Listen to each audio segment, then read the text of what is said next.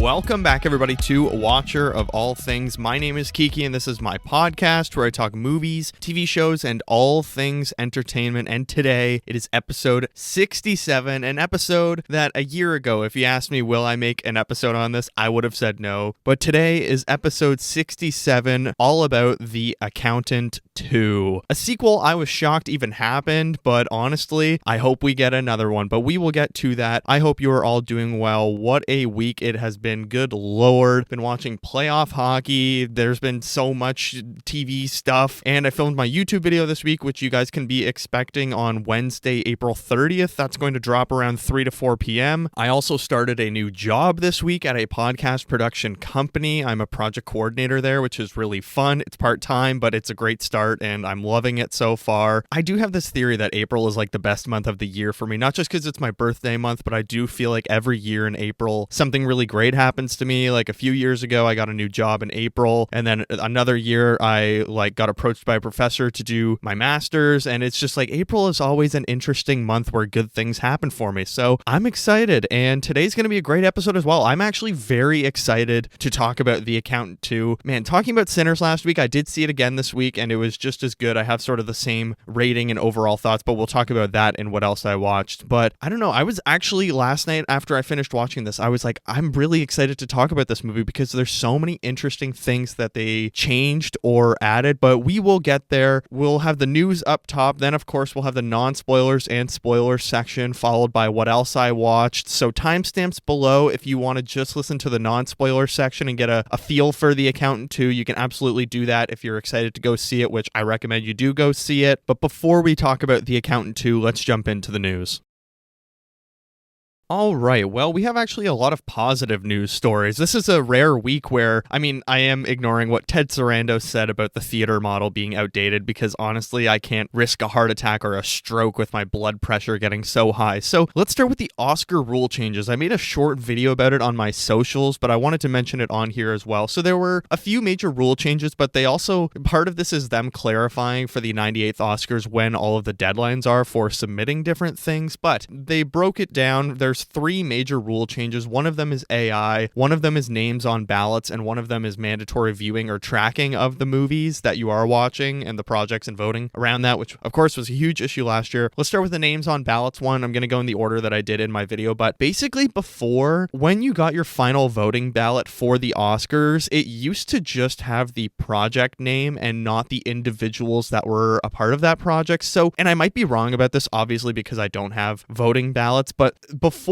say it wasn't in the acting category, that was the only one where it said, of course, Adrian Brody, the brutalist. But even, I think, directing, it was like, I think it wouldn't say James Mangold, a complete unknown. I think it would just say a complete unknown, but more specifically for music, because this is being called the Diane Warren rule, for music, it wouldn't have the individual artist that was behind the original song for, No Time to Die. It wouldn't say Billie Eilish. It would simply say No Time to Die for No Time to Die, the movie, or whatever it is, Dance the Night Away, Dua Lipa for Barbie, even though that didn't get nominated. I'm just trying to give you an example. Versus now, it will say Diane Warren, whatever song for whatever movie, which I think is a very interesting rule. A lot of people, and why they're calling it the Diane Warren rule, is because she has famously lost 16 Oscars. So there's kind of this element where by recognizing the individuals, I think people could realize like, oh, Diane Warren has lost 16 Oscars. Maybe we reward her with this one. So people might be a little more swayed to vote for the names that are individually listed, but at the same time, is it better to know who the individuals are? I would say so. I think it's good to just recognize the individuals who are,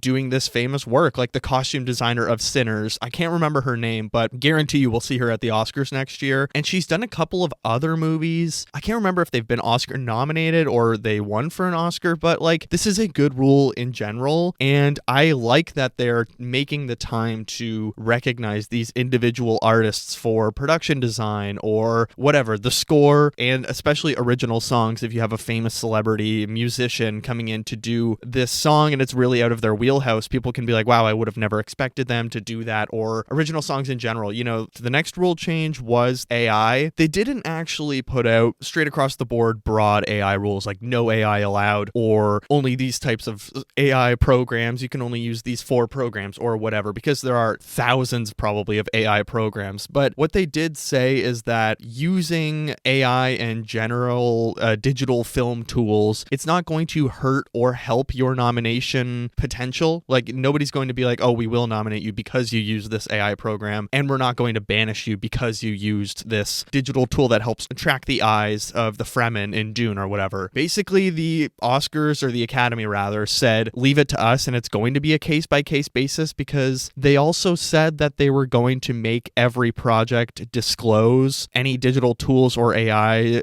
things that I think they used. Wasn't that a discussion like before this year's Oscars? And keep in mind, this is all for next year's Oscars. So this is right away coming into play because of The Brutalist and Emilia Perez and all of these projects that were using AI last year. So I think that's a really good start. And like I said in my video on the socials, these rules that we're talking about are not like super set in stone, and some of them aren't even super clear yet, but I think they're all really good conversation starters, or good starts that we can evolutionize, or we can change these rules over years to make them more effective or better put to use, because maybe this AI rule changing where they're like, just leave it to us and we'll judge it on a case-by-case basis, maybe some movies will fall through the cracks. But I do like the idea that the Academy is saying, well, we can't just ignore AI and be like, yeah, whatever, we're not just going to impose any rules on AI. Instead, they're honestly having a conversation about the individual films, which is a good start. And then the final rule was about viewing the actual films. There was a huge issue last year of anonymous voters doing press releases or statements to the press saying, oh, I just voted for this one because I didn't see the other ones. Well, now they are changing from the honor system where they just trusted people that were voting, saw all of the films. Now you have to actually track which ones you have viewed through their members-only streaming app. And if you see movies not on the streaming app, because that is one way that they see all of the films, you can literally, as a member, get access to everything that's nominated. Everything possible that's nominated, you can watch through their streaming app because they have to have the rights leading up to the Oscars. So there's no excuse to not see everything that is a nominee in the end before you do your final voting round. So now you will be tracking all of the ones that you have watched through the streaming app. And if you go to a screening or a festival in person, and they were already doing this, you basically just fill out a form and then it gets added to your account. So I think that's a really good thing as well. And I mentioned Kirsten Dunst in my video that last year a reporter asked her, oh, have you seen all the nominees? And she was like, yeah, I'm an Academy member. Of course I've seen all the nominees. That's my job for voting. I have to see everything that I'm voting for. So every category that you are voting in, now you have to have seen them all, and there's an actual tangible way to track that rather than some honor system which was severely outdated and could just no longer be used anymore. So I'm very excited. All three rules are good starts of something bigger. I think that they're trying to really crack down now that they increased the amount of members by a lot last year. So obviously there's a lot more people to keep track of, but this is a very streamlined way to do it. But let's hop into another news story that Deadline broke this week. Will Sharp and Io Adebri are leading Apple TV Plus series Prodigies about two former child stars. Will Sharp, if you don't know, he was in The White Lotus season 2. He was Aubrey Plaza's husband in that. He was also in last year A Real Pain. He was David, the tour guide. Or no, not David. Whatever the tour guide's name was. I can't remember, but he's really great. He's British, I believe, and he's really funny. I think he has a really good comedic aspect to him. And Io Adebri, this is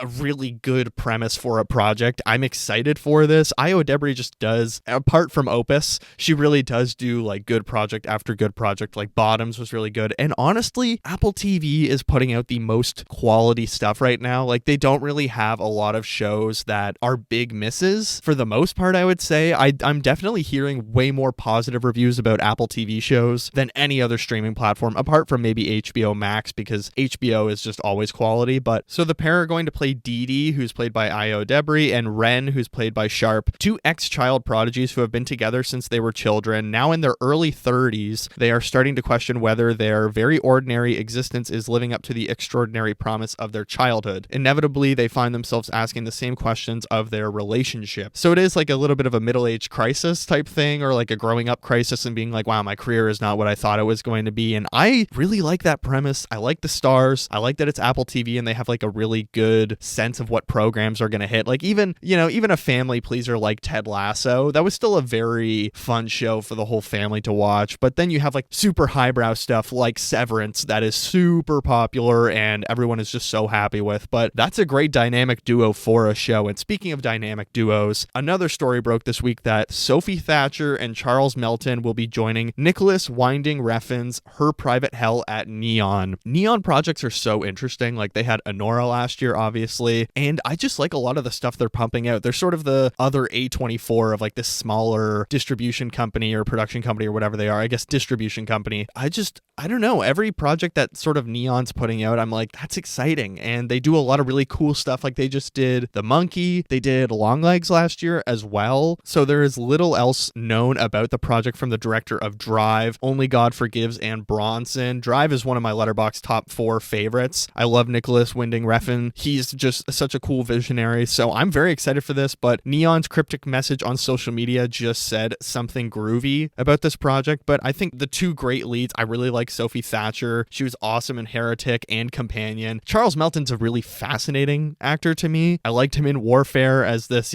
very honest, straightforward military dude. But at the same time, I mean, May December, he gave a great performance in that. So I think he's just a fascinating actor. The two of them are going to make a really good pair. And that's a couple of dynamic duos of young actors up and coming that are just killing it right now. And I'm excited to see where those projects go. And speaking of young actors that are up and coming, Dominic Sessa has officially signed on to play Anthony Bourdain in the A24 biopic Tony, also starring Antonio Banderas. So it's not clear what Antonio Banderas' role is in this project, but Sessa is obviously playing Anthony Bourdain. And this project is actually coming from the guy who did Blackberry, Matt Johnson. I loved Blackberry so much. I loved seeing Glenn Howerton in just this, non-Dennis Reynolds role where he can simultaneously lose his mind like he would with Dennis Reynolds. But this sounds so good. It's taking place in 1976 with a young Anthony Bourdain. He has a life-changing experience working and living in Provincetown, Massachusetts, and cameras are set to roll next month. So this is starting very soon, probably going to come out early next year or maybe at the end of this year, but that sounds like a really fun project. I know I bash on biopics a lot, but that does sound like,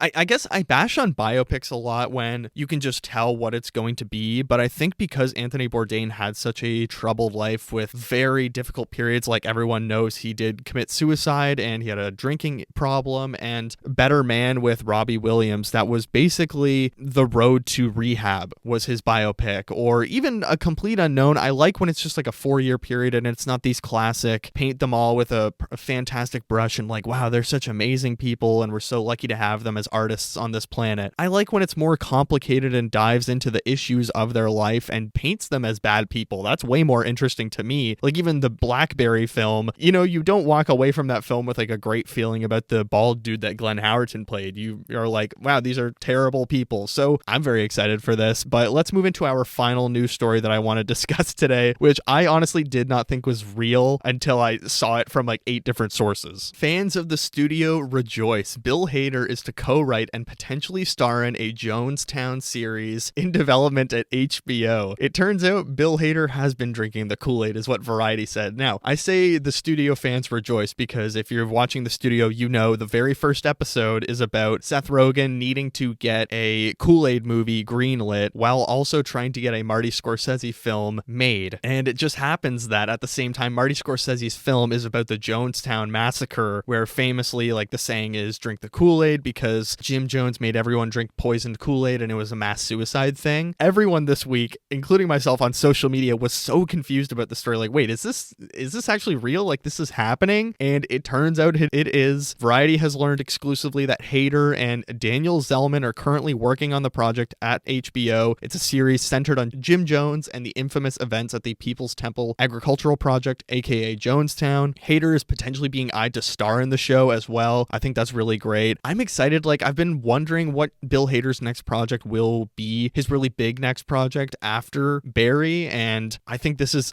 has great potential for him. It could be like a little bit of dark comedy, but at the same time, I think Bill Hader is ready to just dive into straight up drama. Barry slowly but surely got very dark towards the end, and I think this has a lot of potential to be something great. And it is just so funny that at the same time, you have the studio coming out, so this is a really good time to announce this project because you get more word of mouth in social media and in the news in general because of the studio. Several moments that within the studio and real life have just been really coming together, like the Kool-Aid movie and all of these other movies that are IP rich, whatever, like weird, let's bring this toy to life, like not like Barbie specifically, but other Mattel things or toy things coming to life that, I love it. Or even Sinners, like some people were like, Ryan Coogler did a bit of a Ron Howard at the end, adding on this extra chapter, which I didn't necessarily mind, but I'll talk about that and what else I watched maybe. But I think I'm ready to hop into The Accountant 2. I have a lot of really fun stuff I want to talk about with that. Again, timestamps below if you just want to listen to the non-spoiler section because you are planning to see the movie, which I totally recommend you do go see the movie. Watch the first one and then you enjoy the second one so much. But timestamps below so you don't have anything spoiled. What else I watched? We're going to have tons of stuff to talk about there. But let's hop into The Accountant 2.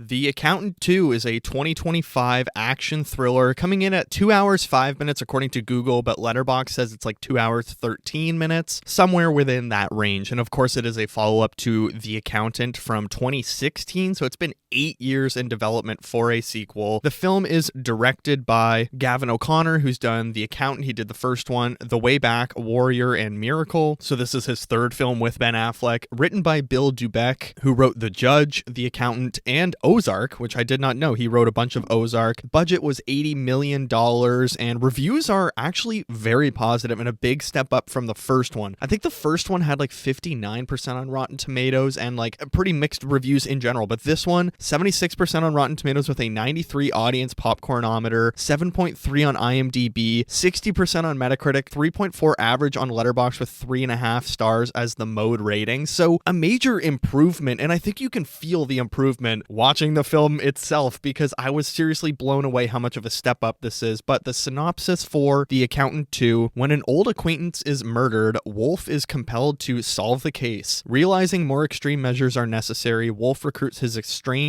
and highly lethal brother Brax to help. In partnership with Treasury agent Mary Beth Medina, they uncover a deadly conspiracy, becoming targets of a ruthless network of killers who will stop at nothing to keep their secrets. Guys, I'm shocked, but of course the film stars Ben Affleck as Christian Wolf, John Bernthal as his brother Braxton, Cynthia Ade Robinson as Mary Beth Medina, J.K. Simmons is briefly in this as Ray King, Daniela Pineda, who I can't say what her role is, Allison Robertson, Robert Morgan as Burke, Grant Harvey as this, sniper dude, as well as Ike Barinholtz's dad is in this. He was the only other person I recognized, but I was blown away. He played the judge in Jury Duty, and he was also in The Studio last week, maybe. He was in something else I watched recently, but the cast is really good. I can't lie to you. My initial thoughts on The Accountant 2. Look, I don't think the first one is absolutely awful. I had never seen it before, and I watched it a couple days ago. I'll talk about it in what else I watched today, but the second one, a crazy improvement. I feel like they took everything good about the first one. They really dropped sort of the baggage or generic stuff and stepped it up here and leaned into what really worked about the first one, and I'm shocked how much they stepped it up. I want to start with the performances because Ben Affleck as Christian Wolf, he's wonderful in this, and I think I do have a bit of a soft spot for Ben Affleck in general. I don't know, he's just like, yes, he's been divorced multiple times, and he has had a very public struggle in his, I just think he's always been very politically outspoken in the right ways, like going on Bill Maher and rubbing his face in shit, and I don't know, he's always going against these conservatives in public, which I really like. Like, him and Matt Damon both deserve a lot of credit for how much they just stand up for the right political things, I guess, or good political things, not right political things. But also, I don't know, it's just nice to see Ben Affleck in this movie as Christian Wolf having a good time. Like, you can tell he is having a good time in this film. He looks really good. He looks super healthy and just in crazy good shape, but he just has so much wonderful stuff he's given to do in this film, and it's a really wonderful follow-up to his very committed performance in the first one. And actually, I read the Rotten Tomatoes consensus for the first one, and I was like, yeah, that's literally the biggest issue, is how much the script really lets down Ben Affleck's committed performance in the first one. But I think this one, it's a lot more rewarding to him. He has some hilarious stuff, some really truly like heartwarming stuff, and some really dramatic and tough stuff towards the end of this film. I was like, oh, this is getting dark. But John Bernthal as Braxton, I think I've spoken about on this podcast before. I can't remember, maybe with Daredevil Born Again last week with the finale talking about Frank Castle, but I do think John Bernthal doesn't really have a big range when it comes to acting. Frank Castle, Michael Berzon, Keanu, the accountant one, he is kind of playing the same guy, and that's just John Bernthal from real life. They're like,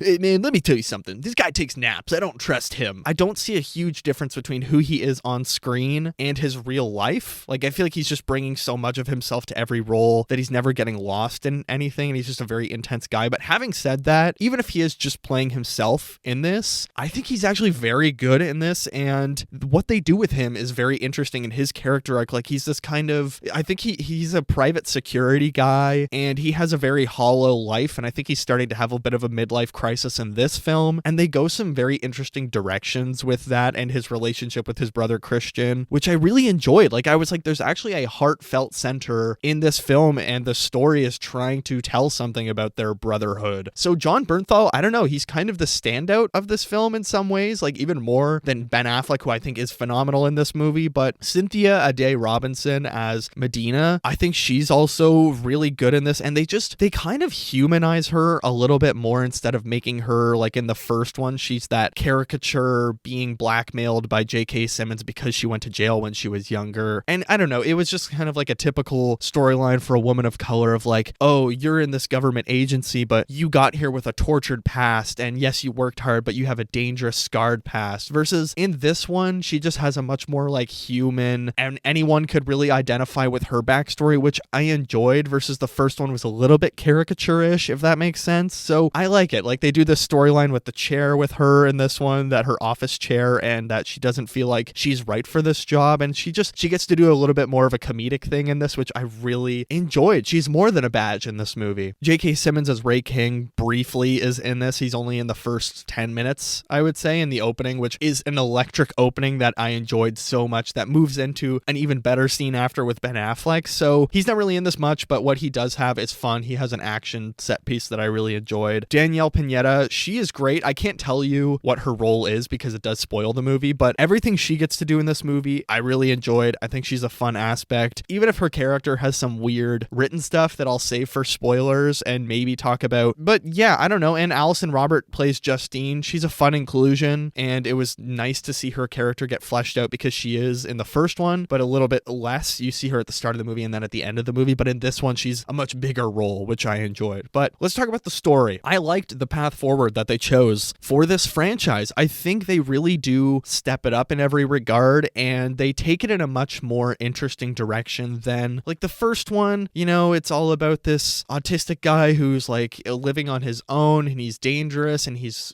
grown, and he loves math, but he's like, everybody calls him weird and everyone finds him so strange. But in this one, they really take it in a new, bigger, and more fun direction that I think is just less depressing to watch, and trying to be like, oh, poor autistic people, like they can't have a happy life, or they can be good at things, but they're all tortured souls. Versus in this one, Christian is having the time of his life, and everyone else that is depicted as having autism in this film is shown as like fun, normal people that can have these wonderful talents and still enjoy their existence, that there's nothing wrong with them that needs to be solved. And also just the story choice and the story they're trying to tell in this is great. So this story is about like this family disappears, and Raymond was investigating that, and that's how Medina comes into the story, because in the trailer it says on Raymond's arm, find the accountant. So Medina, Christian, and Braxton all decide to work together, and I think that's just a really good idea of like, what if we bring all these characters together for a team up? It's a classic sequel idea, and I think it just works really well here. Directing wise, I know he did the first one, Gavin O'Connor, and I think that's like an okay directed film. There are some interesting moments, but I don't think the action is necessarily wonderful in the first one. But I think in this one, everything is kind of stepped up, even directing wise. I think it's just a lot more loose, and not in a messy way. It's not like loose in that he doesn't care or have any parameters and try to be precise with his directing, but it just feels like he's giving everything a little more time to breathe and really shine on its own. Like, the fun stuff is fun, and the action is really brought into the action and technically impressive. Like, there's a 30-minute action sequence at the end of this film that I think is so well directed and well acted, and I absolutely loved it. I was so locked in for that. So I think Gavin O'Connor, like, he's done, you know, big movies before, or at least successful movies, like,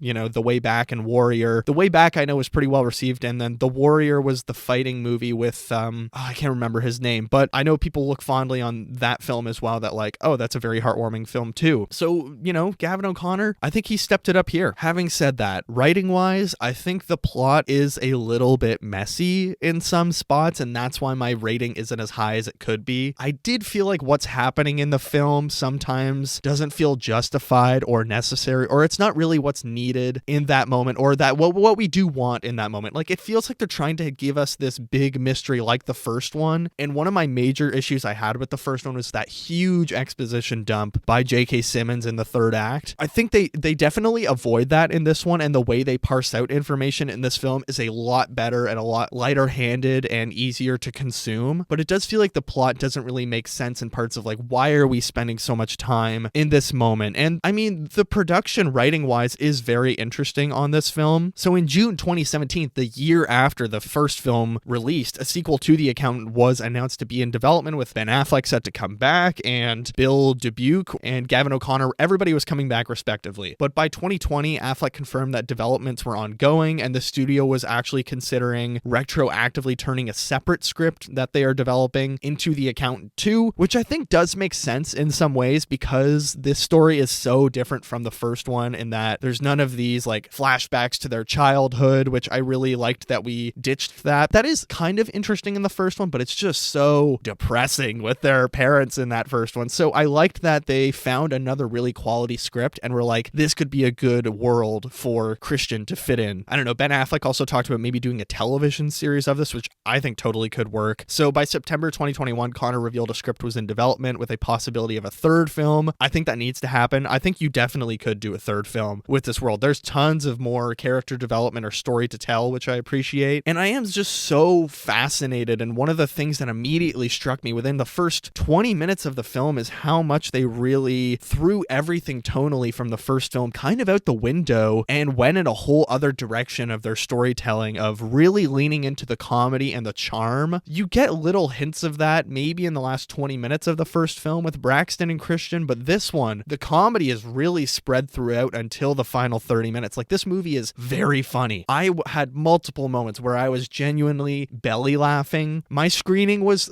I saw it at 4 o'clock on a Thursday, and it was decently full. I think there was probably 10 to 15 people, and every joke was just hitting for me. And I don't know, it's also not just coming from Christian of like, oh, haha, it's funny that he's autistic, which I appreciated. Like, Ben Affleck actually has funny lines that if any character said them, it would be funny. And I think they do really nail the humor of what sometimes how autistic people act and how that can be funny. Like, Love on the Spectrum, I really love the show Love on the Spectrum, and a lot of the really funny, endearing moments that you find in that show and why you love these people and their story and how they're like coming to find who they are in their life while living on the spectrum. It really does feel accurate in The Accountant 2, and it never feels like they're trying to look down on autistic people. The first one, a lot of it is like, oh, autistic people are so tortured and they have it, you know, so rough and these poor souls, versus this one, it's kind of a little bit more of a celebration of wonderful talents and things they can do and how they recognize things differently from us as a society of, you know, people that aren't on the spectrum, and how different the spectrum is for some people as well, you know, nonverbal, verbal people, people that like contact, people that don't like contact. And I found it really endearing, and it just feels very respectful in every moment. But like, it's just fascinating how much they really threw out from the first film, opening this film with what you see in the trailer of Christian going to a speed dating thing and really trying to branch out, or he goes to a bar with his brother Braxton and looks at square dancing and takes part in square dancing. And it's just fun to see Christian as this fleshed out person who, yes, he lives, you know, on the spectrum, but he's curious. It's not that he hates society. He just, you know, can't recognize people's behaviors, or sometimes what people speak with sarcasm, he can't recognize that. And he's curious about the world and wants to learn. And I just really loved it. But also, you know, Medina struggling with finding an office chair and the meaning of that. And they really forget about the tortured military past in particular of Christian and Braxton, that their dad was super hard on his kids, and that's why they are so military trained and military oriented. I appreciated them also getting away from the weird love interest of Anna Kendrick in the first movie. As much as I love Anna Kendrick, such a weird character inclusion in the first one, the fact that they kind of turn her into a bit of a love interest. I sort of wish they just kept them as platonic and he's just looking out for her because it's the right thing to do. Just doesn't seem necessary to me. But in this one, there is like a little bit of romance to it, and Christian trying to branch out romantically because he is interested in finding someone in his life. And I like that part. Having said that, I do have some issues with the film. Like, as much as, look, I walked out of this film with my jaw on the floor, like, I can't believe believe how well they turned around this franchise from being this like generic, sad superhero with autism movie essentially, or military guy with autism film, versus this one I walked out and was like, holy shit, they made this so much fun. They sort of forget about Raymond's murder first 20 minutes of this film. Raymond is the catalyst for the story in that they find his body and the autopsy sees on his arm, it says, find the accountant. I don't think Raymond is mentioned probably for the rest of the movie after the first 20 minutes, which I thought was weird because the whole motivation for this story should be Raymond's murder because of how Medina and him work together in the first film, but even Christian and him have this connection in the first film, right? So I don't know, I thought that was really odd, and I was like, are we just forgetting about something? As well as the villains, there aren't exactly fleshed out or like actual villain characters in this. There are villains, but I don't even know if we fully get to know their names. Like, I couldn't tell you right now what their names are. They're generic human trafficking bad dudes, which, you know, that's fine. They're clearly very evil, and we are in touch with our characters' motivations of why they are going after these guys. But it would have been, I don't know, just a little more interesting if we got to know their names and how they were connected to the woman and the family of our story. But I think there are moments where they are trying to do that. But again, the plot is a little bit messy and clumsy, and the exposition issues of the first film still are a little bit there in moments, but not as bad as the first film. So maybe I would have liked a little bit more of a brush up with the villains. Like, a lot of this movie is just our good guys looking at their board, driving around investigating, having a fun time, which I don't mind that. It's fun to have a lighthearted, investigative, dark subject matter at the same time, but I feel like I would have been okay with a few more action set pieces where they are brushing up with our villains. I think they only really run into our villains 2 times in the film, like at the start of the movie and at the end of the movie, obviously, because that's what you need to have in the story, and I'm not spoiling anything, but like throughout the middle of it, it's just them trying to track them down without actually running into them. I don't know, it just would have been interesting to build a little bit more of a dynamic between the good guys and bad guys. Character arcs, my next complaint. Braxton has a really great character arc in this film that honestly almost made me choke up a little bit. Medina has a wonderful character arc as well, which we all get that in a new job or just in life in general, imposter syndrome. That's what Medina's character arc is here, and it works so well. But Christian, I don't know. I can see that they're trying to lay a few seeds for character arc with Christian, but it does feel like he has the least amount of character arc. He has character moments, but I don't feel like there was an overall thing that I was like, oh, I see what he wanted to get in this film, and I see what he is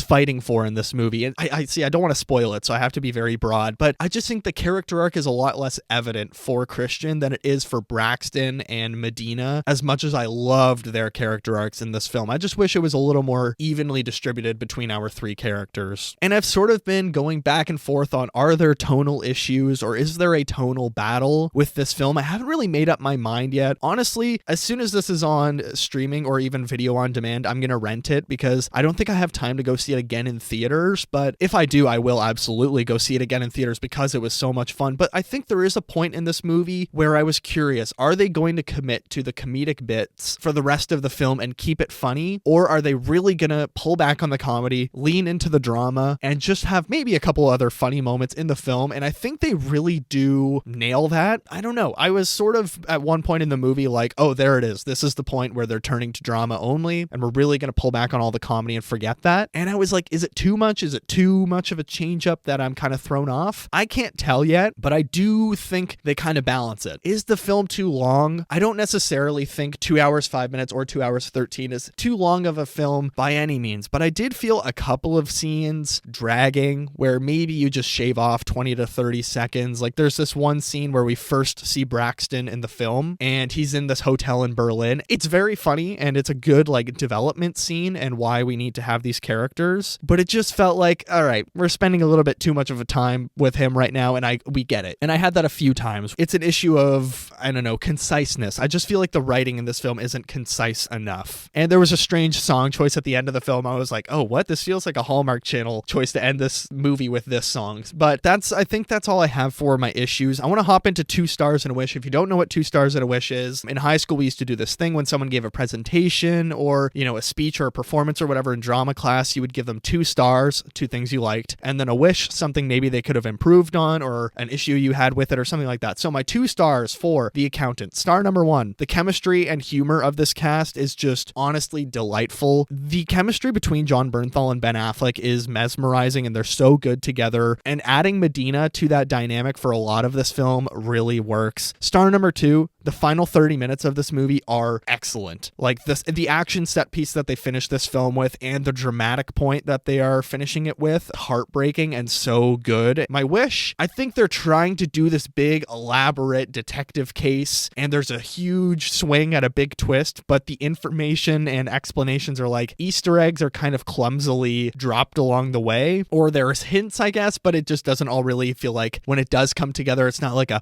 no way. It's like oh yeah, okay. It just all feels a little bit oddly jumbled. But look, overall, I really had a blast with The Accountant 2. And like I said at the start of this episode, if you asked me a year ago, hey, are you excited for The Accountant 2 sequel? I would say no, I haven't even gotten to watching the first one because it just looks so depressing. But the second one is honestly a banger. I had so much fun with it. When I came home and I told my dad about it, he was like, oh, really? Like a second one for The Accountant? I was like, yeah, and it's great. So I think they're going to love it when it comes on streaming. Look, it's fun, it's funny, it's dark, and it has really good action. I would recommend it even if you didn't like the first. Can you watch this one without having seen the first one? Probably not, because there is just so much that rides on the plot of the first one. So watch The Accountant 1. It's on Prime Video. You can watch it now. Then go see The Accountant 2 in theaters. I'm giving it 3.5 out of 5 stars. It's good. It's not like great and excellent because it does have a lot of flaws for me, but it's so much fun. We're on a good little streak right now. Warfare, Sinners. Next week we have Thunderbolts. Maybe movies are back, but let's move into spoilers.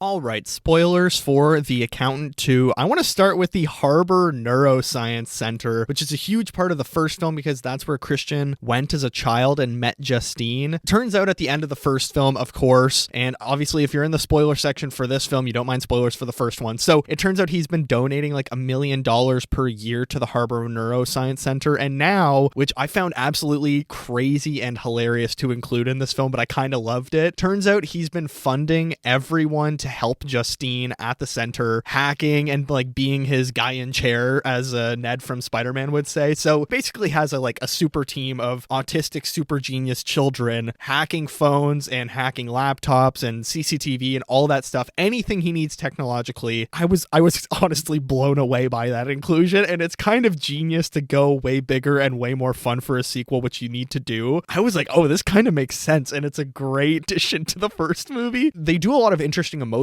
parts with that, where Medina is watching them hack this woman's laptop that they're trying to get CCTV footage from to recognize the face of Danielle Pineda's character. You can see her kind of struggling with the ethics of that, and she's saying like, this is wrong, like we shouldn't be looking in her camera. And I actually thought that was just a really interesting moment of a federal agent realizing how much of an invasion this is, that not only the government can do it, but like, you know, anyone at home with a supercomputer could do it if they know enough stuff like these people. I don't know, I just liked Medina's kind of character arc in general in this film, not just with her imposter syndrome, but her kind of struggling with the ethics of this case and trying to keep Christian and Braxton and even Justine in check at a certain point. And another emotional part comes towards the end of the film. I think when Justine realizes that the human trafficking elements and keeping these children in prison at the end of the film in New Mexico, when Justine realizes what's going on, she turns off her computer because she doesn't want the children in the room to see, or at least that's what I gathered from it, that she was like, oh shit, I see what's going on here, so she turns it off. So I don't know, there's actually way more of an emotional punch coming from the Harbor Neuroscience Center than I thought there was going to be. Thought they were going to include it, and I couldn't really remember the trailer for this movie because they never showed it before any of my movies that I saw at the theaters. I only saw it like once on social media. I was like, oh, okay, that looks interesting. And then when it debuted at South by Southwest, I want to say, or not Sundance, I wouldn't say Sundance, it debuted at some film festival and I only saw positive reactions. I was like, holy shit, no way. So that's why I kind of was so interested in this, and everyone was complimenting it, saying they really know what direction they want to take these stories in and they step it up. So I was expecting, like, Justine was an interesting twist from the first one that I enjoyed, and I liked what they did with her character in this, and they really do pack a punch. But speaking of character arcs, I do want to talk about Braxton, because when we meet him in this film, he's working working in Berlin on a job, staying at a 5-star hotel or whatever, and he's in the process of adopting a puppy because you can see he's going through this midlife crisis. There is this whole thing of like him feeling a little bit hollow and like he has nothing to show for, and maybe he asks Christian towards the end of the film, do you ever like feel like you want something more, you want someone that you can go home to every day? And Christian's like, yeah, I think about it. And it's just like a very touching moment between the two of them, and I'll talk about some of the emotional moments between him and him and Christian in a moment. But I really like how they initiated Braxton's character arc in this film. You can see he's lonely, and the fact that Christian knows him so well that you are not a dog person, you're a cat person, and at the end of the film he finds that cat in the street and Christian's like, I told you. I really loved that bonding moment, that as distant as these two guys are, they still know each other so well and what's best for each other. Like Christian says to Braxton, you have an irregular schedule, you travel a lot, you're gone on days at a time, you're a cat person, you're not a dog person. And Braxton's like, what, you don't know me? And he's like, oh, maybe you are, right? And then at the end of the film he finds the cat, and it's just like a really touching moment how well these guys still do connect and know each other from their upbringing, and I love that. Now let's get to Danielle Pineda's character. She's playing Anais,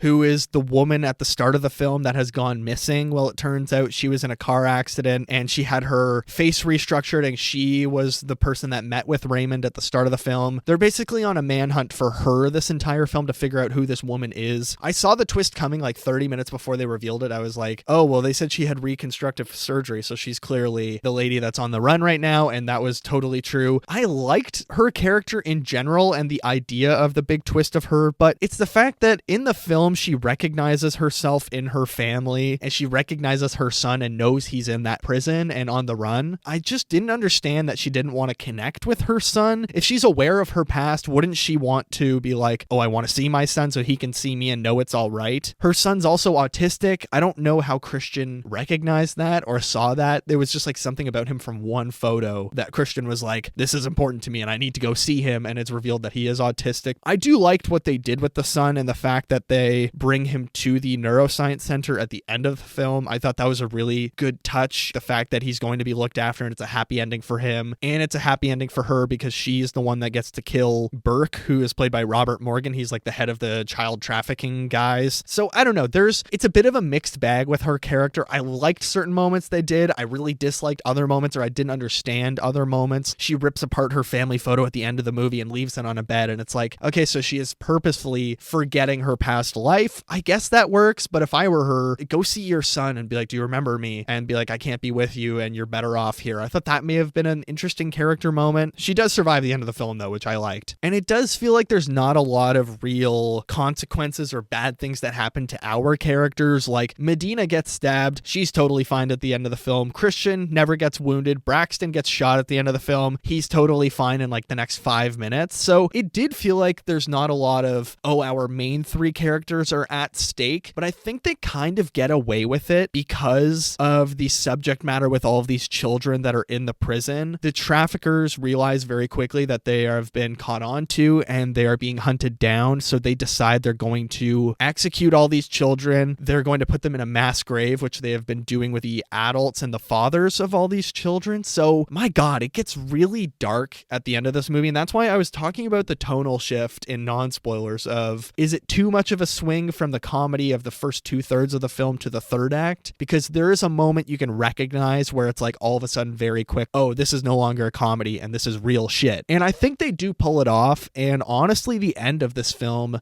really had an effect on me. I was pretty emotional watching this of like, oh, Christian and Braxton are in deep and this is something they need to pull off, and the stakes just feel so high, and I really appreciated it. And that's where a lot of the success of this movie comes from, of really balancing such a fun first 2/3 of this movie with so much comedy and heart and great character moments between the brothers, balanced with the end of the film having actual stakes, and it doesn't feel meaningless, even though I do think they forget about Raymond's death pretty much after the first 20 minutes. But let's talk about some fun character moments, or the great stuff that works between Christian and Braxton. Braxton is living this hollow life, like I said, and there was a really shocking, sort of heartbreaking moment where he asks Christian, did you even miss me? Or do you not like me? Or do you not want to see me because you are you? And he's implying like his autism means his brother doesn't want to connect to him. Or do you not want to see me because I'm me? And And I thought that was a really touching moment where Braxton is sort of recognizing himself and how he feels he is a flawed human being, and he's very vulnerable in that moment. And it's such a fascinating moment between brothers, and I just really loved their relationship and how well written that was. And Christian says, "It's because I'm me," and he's giving Braxton that moment of like, "It's not you, don't be so hard on yourself." It's not very little dialogue in that scene, but it's very straight and to the point and cut and dry, which I liked because that is the nature of their relationship. So I think the writers just do such a good job, or writer rather, does such a good job of writing these characters and really knows what they want to say and how they would interact so well. It feels like they know their world really well. And there's also a really heartwarming moment where they go to the bar night and Christian does square dancing and gets this girl's phone number. They get in a bar fight, and it's them bonding over being violent, of course, because that's what they do. So I just thought that bar night scene was A+.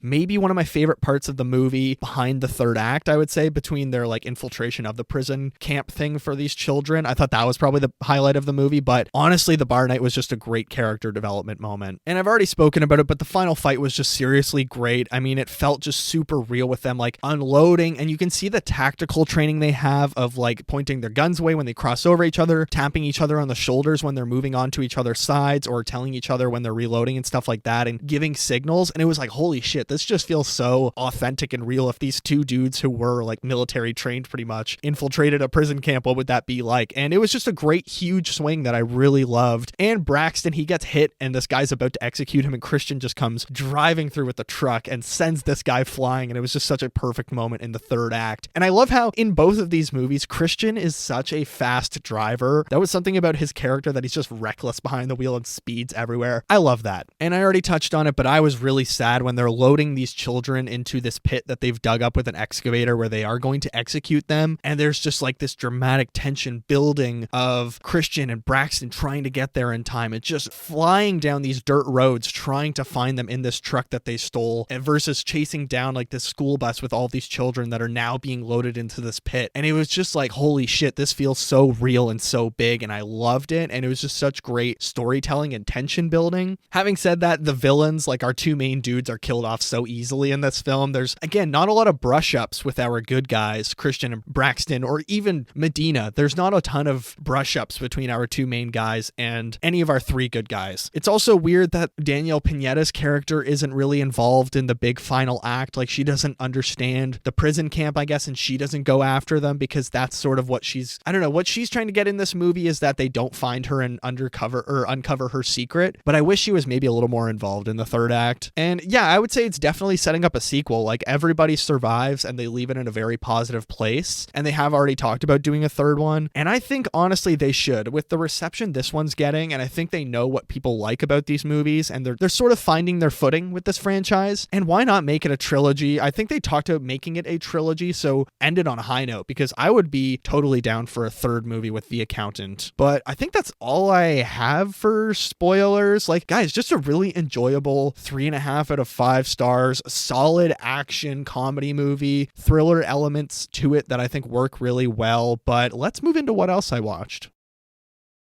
Alrighty, what else I watched? This week I have one book that I'm making my way through, 6 movies that I've watched, as well as a bunch of TV shows. Let's start with the book, of course. Green Lantern, The Sinestro Corps War, Volume 1. That's going to be this Sunday's episode for the comic collection read-through. I'm sorry I missed last weekend. I was just really busy on Sunday with Easter weekend, so I was like, okay, I can't fit it in. But I'm really liking it. I think Jeff Johns is just like the best Green Lantern writer. I've read a few of his books now, and one of my followers on Threads, who I think follows me on Instagram or something like that too, well, he replied to my review of my first Jeff Johns Green Lantern video, and he said like, oh, Jeff Johns is the GOAT writing Green Lantern, and you should read this one, this one, this one. So I have a bunch that I've added to my list, as well as actually this week I went on Facebook Marketplace, and for my 25th birthday I was like, you know what, I'm gonna treat myself, and I looked for comics. This guy in Ottawa was selling 17 comic books, and I bought them for $120. They're really good. Like their value is $340 brand new, all of them, and I got them for $120. Bit of a steal, but now I do need a new bookshelf in my room because I can't fit these ones.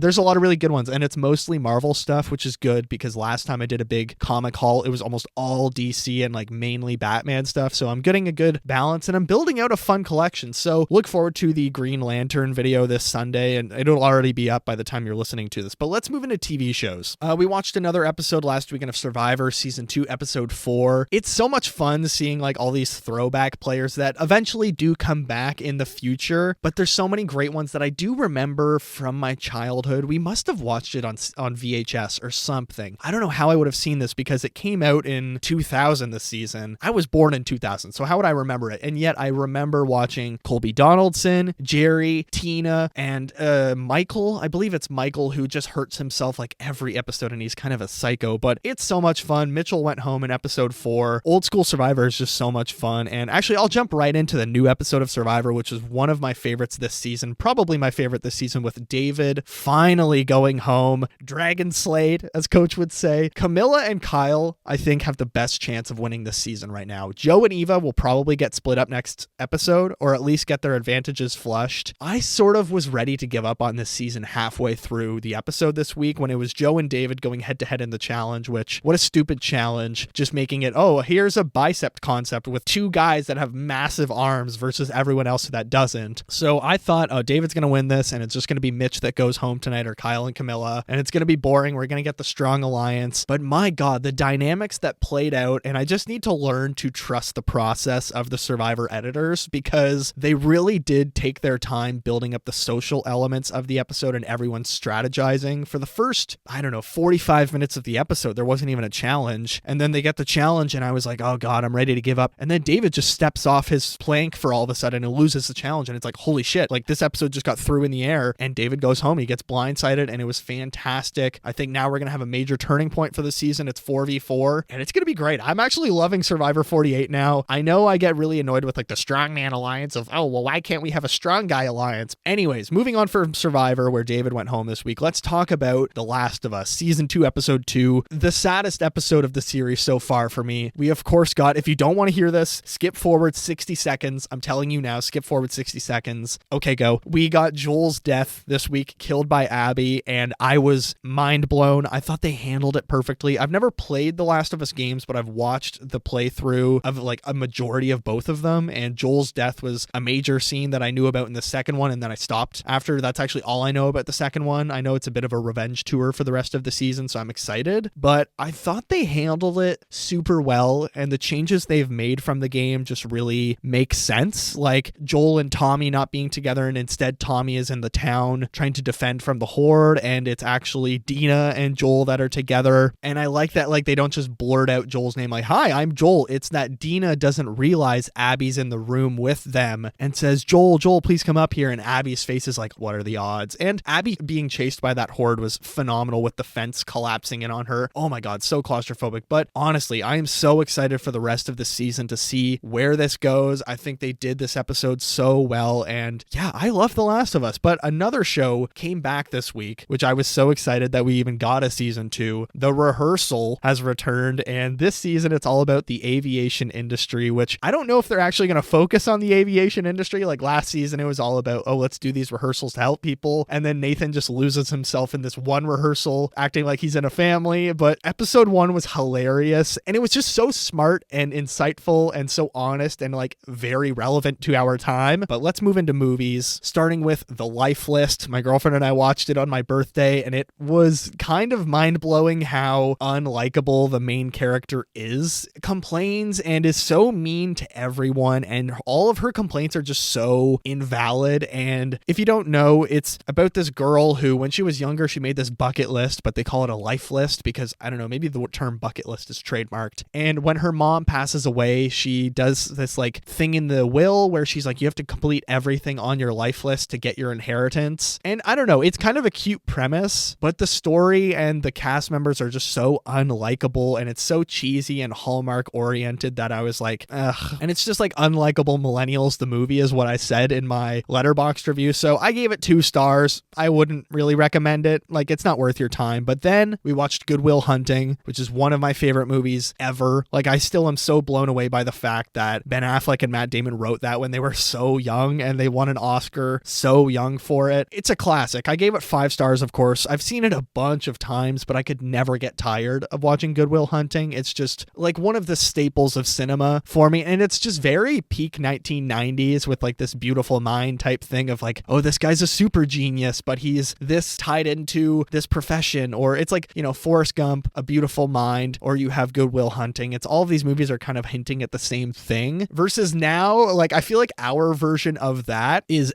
people doing action when they live these normal lives. That's our new interpretation of that genre. But still, 5 stars. If you've never seen Good Will Hunting, somehow go watch Good Will Hunting. It's fantastic. Then I continued my DCEU rewatch with Justice League, Joss Whedon's Justice League / Zack Snyder's, but let's be real, it's Joss Whedon's Justice League from 2017. Genuinely one of the worst superhero movies ever. And I think it's probably one of the worst things to happen in the DCEU. It's worse than Suicide Squad by David Ayer, obviously worse than Man of Steel, obviously worse than the rest of the ones that I've watched so far. I actually forgot to add it to my DCEU rankings list, which you can find on my Letterboxd. Nothing about the Justice League movie works. The chemistry of the cast is so off, and terrifying CGI, like terrifying mustache CGI, as you know. I gave it 1 star. Then I watched G20 with Viola Davis. Finally, I had been kind of avoiding it the last couple weeks, but I was like, no, I got to do a Thursday review on it. I do like seeing Anthony Starr as something other than Homelander. It's just like, he's so good as a villain. Give him something else to do, and I'm happy they finally did. And he's pretty good in it. Same as Viola Davis. It's like a good one-time action flick that I'm definitely never going to return to. 2.5 stars. I don't think it's hurting anybody, and there's some awful CGI backgrounds in it, but they don't use AI or anything. They actually comment on AI, which I enjoyed, but you know, no harm, no foul. Then I watched The First Accountant, of course, because I had never seen it. I was like, if I'm going to review the second one, should probably see the first one. And I was like, this is not at all what I expected this movie to be. I don't know. I had just depressing memories of the first trailer and the public reception to it. I think there is okay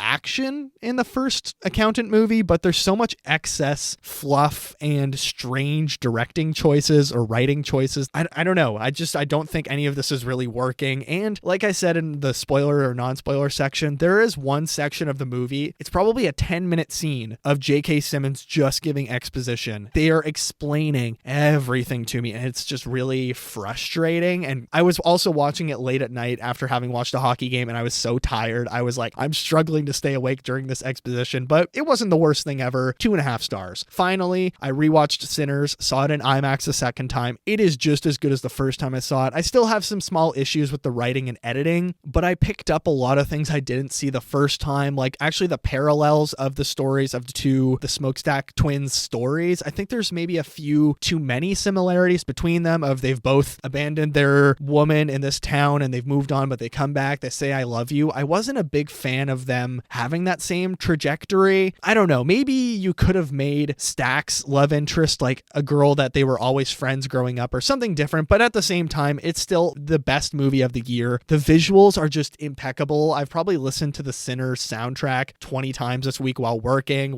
out. Phenomenal. But I think that's been what else I watched.